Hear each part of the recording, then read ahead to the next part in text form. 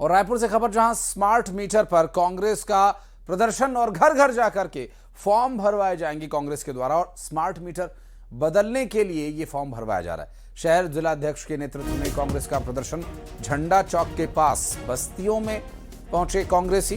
पूर्व विधायक कुलदीप जुनेजा समेत बड़ी संख्या में कांग्रेसी मौजूद। स्मार्ट मीटर बदलकर पुराना वाला मीटर लगाए जाने की मांग की जा रही है। आरोप है कि स्मार्ट मीटर लगाए जाने से ज्यादा बिल आ रहा है। माताएं हो, चाहे बुजुर्ग हो, चाहे बच्चे हो, चाहे कोई भी हो, कि भाई हम लोग के घर में पहले 500, 700, 1000 बिल आता था, अब 3000, 5000 बिल आ रहा है। हम लोग कहां से पटाएंगे? जिसकी कमाई 10,000 रुपए महीने की है, उसको अगर 6000, 7000 बिल आएगा, वो क्या करेगा? और ऐसे दौर में जब राशन, पेट्रोल, डीजल, गैस सब महंगे हो गए हैं, ऐसे दौर में अगर आप बिजली के माध्यम से भी लोगों को लूटने का प्रयास कर रहे हो, और ये उनके मन में एक शंका आ रही है कि भले 1000 महतारी वंदन हम नहीं देंगे, हमारा पुराना मीटर वापस लगा लो, ये मांग लोगों की है, इसलिए हमको लड़ाई लड़ना पड़ रहा है।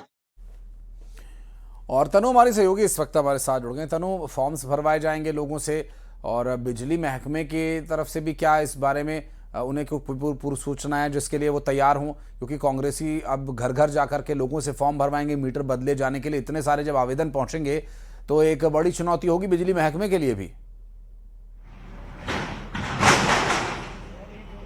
जी बिल्कुल, देखिए, स्मार्ट मीटर को लेकर कांग्रेस का 3 दिवसीय चरणबद्ध आंदोलन जो है वो शुरू हो चुका है। आंदोलन के पहले दिन कांग्रेस ने सभी जिला मुख्यालयों में प्रेस कॉन्फ्रेंस की, और जिसके बाद आज आंदोलन का दूसरा दिन है। और आंदोलन के दूसरे दिन जो कांग्रेसी हैं वो अलग अलग जगहों पर पहुंचकर स्मार्ट मीटर बदलने के लिए जो है आमजन से फॉर्म भरवा रहे हैं। फॉर्म भरवाने के बाद ये जो फॉर्म है उसे जमा किया जाएगा। जमा करने के बाद इसे संबंधित मंत्री या फिर जो बिजली अधिकारी हैं उन्हें सौंपा जाएगा, और मांग की जाएगी कि स्मार्ट मीटर को जो है पुराने मीटर में जो है वो बदला जाए। उनका आरोप है कि स्मार्ट मीटर लगने के बाद से लगातार ज्यादा बिल आ रहा है और आम जन पर आर्थिक बोझ बढ़ रहा है। इसके साथ ही बिजली के बढ़ते दरों को लेकर भी वो जो है कांग्रेसी जो है प्रदर्शन कर रहे हैं। लंबे समय से जब से स्मार्ट मीटर छत्तीसगढ़ में लगना स्टार्ट हुआ है तब से ही कांग्रेस इसका विरोध कर रहे हैं। अलग अलग तरीके से लगातार विरोध का जो दौर है वो भी जारी है, और स्मार्ट मीटर को लेकर प्रदेश में सियासत भी जो है वो पूरी तरह से जाहिर है। और तनु, ये सियासत किस ओर और किस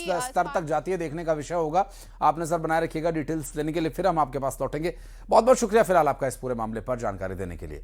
बढ़ते आगे और गरियाबंद से खबर, जहां महंगी बिजली पर दीपक बैज का बड़ा बयान है और कहा कि हर घर बिजली बिल से परेशान है, कोई बोल नहीं रहा। 400 यूनिट तक बिजली बिल हाफ करने की मांग की है, और 1 अगस्त से कांग्रेस का आंदोलन जारी है। 2028 में पूर्ण बहुमत की सरकार बनने का दावा भी किया जा रहा है।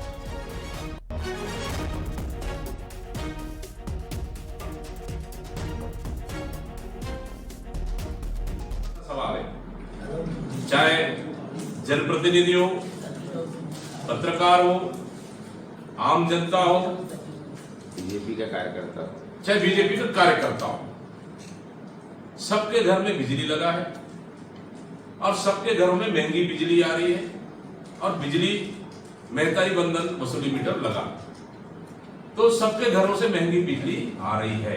परेशान तो सब है, लेकिन बोल कोई नहीं रहा है। लड़ तो कांग्रेस रही है, लेकिन ये सवाल कांग्रेस का नहीं, ये सवाल सबका। हमारे 5 साल की कांग्रेस की सरकार में आप देखेंगे बिजली बिल आप में आ रहा, बिजली बिल नहीं के बराबर आता था सभी लोगों के लिए। लेकिन सर अपन मीटर बदलवा देंगे, आने वाला समय में भी ये स्कीम रहेगा। इसलिए तो हम मांग कर रहे हैं कि 400 यूनिट तक बिजली बिल आप योजना लागू करे सरकार। और रायपुर में कांग्रेस के प्रदर्शन पर बीजेपी का पलटवार देखने को मिला, जब डिप्टी सीएम विजय शर्मा का बड़ा बयान आया। स्मार्ट मीटर की किसने मंजूरी दी, ये पूछा है सवाल विजय शर्मा ने। और कांग्रेस के इस आंदोलन के बीच डिप्टी सीएम अरुण साव ने कांग्रेस पर तीखा हमला बोला है। उन्होंने कहा कि स्मार्ट मीटर लगाने का फैसला कांग्रेस सरकार के समय में हुआ था, अब वही जनता के बीच भ्रम फैलाने और प्रोपेगेंडा करने का काम कर रहे हैं। अरुण साव ने कहा कि कांग्रेस मुद्दा विहीन हो चुकी है और समझ से परे है, वो किस मुंह से जनता के बीच जा रही है।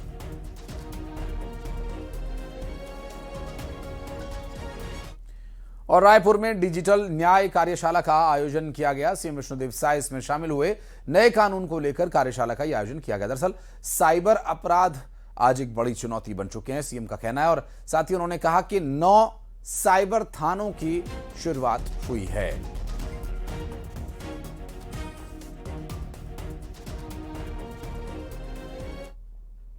क्रिमिनल जस्टिस सिस्टम पूरे ही देश के क्रिमिनल जस्टिस सिस्टम को एक साथ एक छत्र के नीचे लाने की प्रक्रिया है। हमारा प्रदेश इसमें आगे बढ़े, हमारा प्रदेश इन सारे ही वर्टिकल्स पर एक साथ काम करते हुए आगे बढ़े, इसके लिए आज की यह कार्यशाला आयोजित की गई है। तो आईसीजेएस के इम्प्लीमेंटेशन के लिए जो जो वर्टिकल आवश्यक है वो सारे वर्टिकल आज एक साथ यहां बैठ करके नेशनल लेवल से आए एनसीआरबी की team, national crime record bureau जो हम जानते हैं उसकी टीम, और एनआईसी की टीम के साथ अपना पूरा ही इस डिस्कशन करेंगे, और डिस्कशन के बाद हमारा छत्तीसगढ़ में सोचता हूं आने वाले समय में सबसे आगे हो।